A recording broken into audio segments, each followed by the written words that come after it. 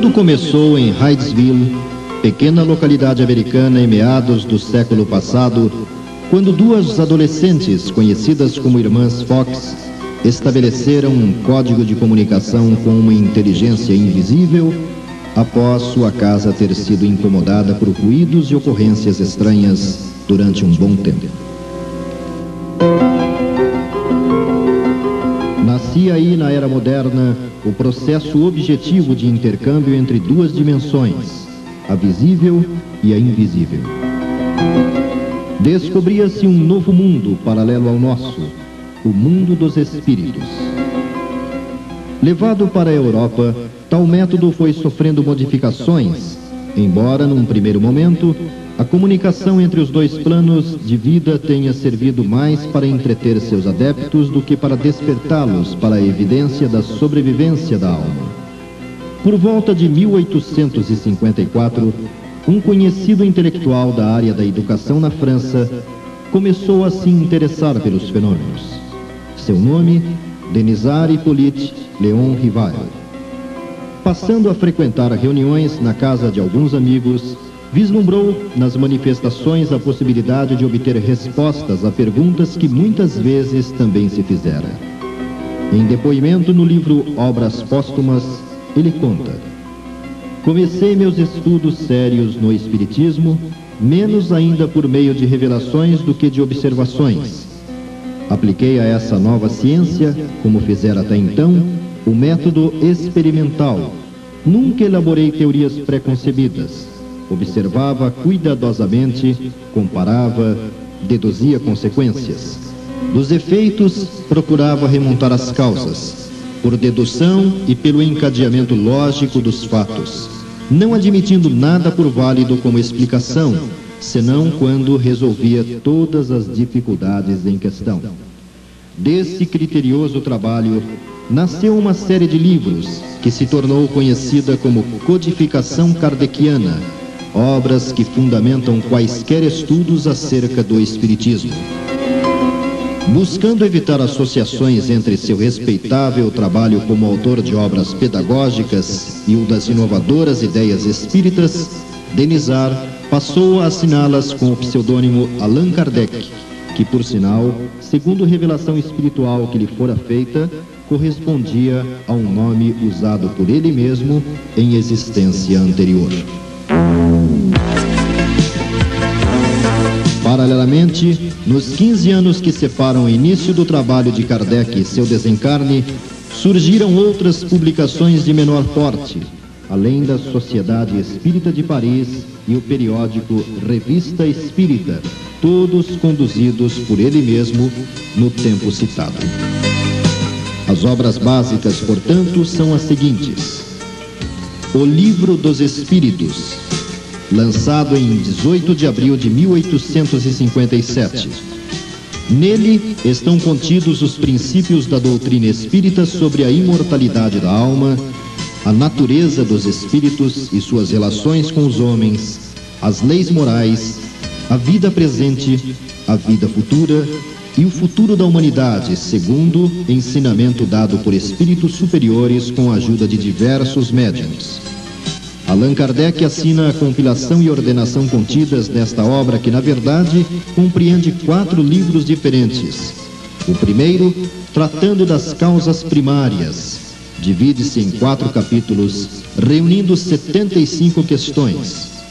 O segundo aborda o mundo espírita ou dos espíritos, dedicando 71 capítulos e 538 questões a seu conhecimento. O terceiro trata das leis morais, em 12 capítulos e 306 questões. E, finalmente, o livro quarto volta-se para as esperanças e consolações, distribuídas em 2 capítulos e 99 questões, mais a conclusão. São 1019 perguntas e respostas abrangendo assuntos para os mais diferentes interesses. O Livro dos Médiuns. Concluído 4 anos após o primeiro, ou seja, em maio de 1861, trata-se de um espiritismo experimental sendo ainda como registrado no subtítulo da primeira edição, o Guia dos Médiuns e Evocadores. Constitui-se no ensino especial dos espíritos sobre a teoria de todos os gêneros de manifestações, os meios de comunicação com o mundo invisível, o desenvolvimento da mediunidade, as dificuldades e os tropeços que se podem encontrar na prática do espiritismo. Divide-se em duas partes, além de uma introdução. A primeira, Noções Preliminares, reúne 4 capítulos. A segunda, das Manifestações Espíritas, aborda em 32 capítulos temas que vão desde diferentes tipos de mediunidade, pesquisadas por Kardec, até questões como a obsessão, identidade dos espíritos, evolução, perguntas que se podem fazer aos espíritos, charlatanismo e embuste, entre outros. O Evangelho segundo o Espiritismo, cujo lançamento ocorreu em 1864, a princípio com o título Imitação do Evangelho. Além de uma introdução que busca situar o leitor ante a obra e este ante a proposta cristã, alinham-se 28 capítulos comentando os aspectos morais das máximas de Jesus, sua concordância com o ensino dos Espíritos e sua aplicação às diversas situações da vida.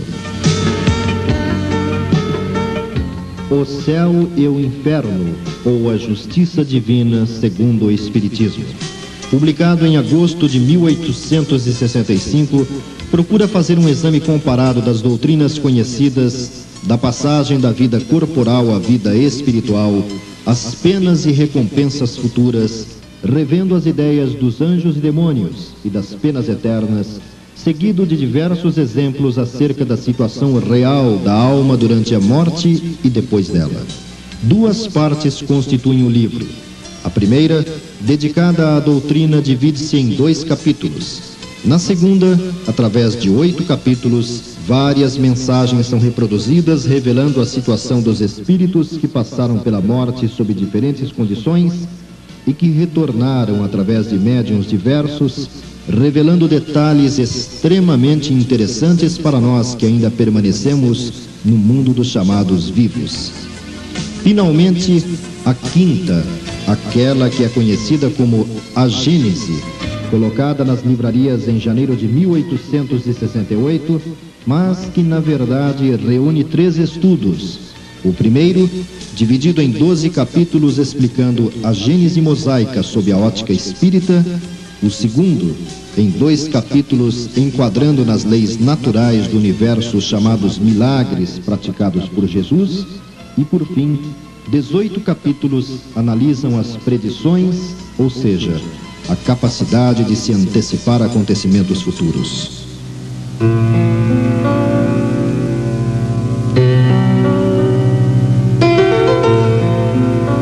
A leitura desses livros nos conduz a algumas conclusões capazes de alterarem muito o sentido de nossas concepções de vida.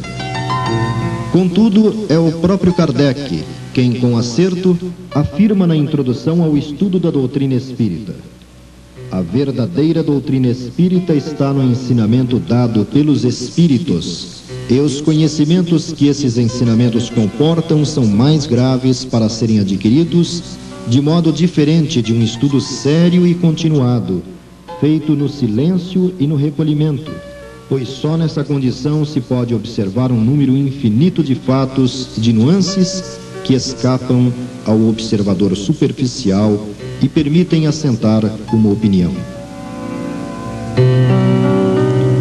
Disse o Cristo: conhecereis a verdade, e a verdade vos fará livres. E lembra Emmanuel: sem Allan Kardec, desconheceríamos que o raciocínio não pode ser alienado em assuntos de fé, e que a religião deve ser sentida e praticada, estudada e pesquisada, para que não venhamos a converter o Evangelho em museu de fanatismo e superstição.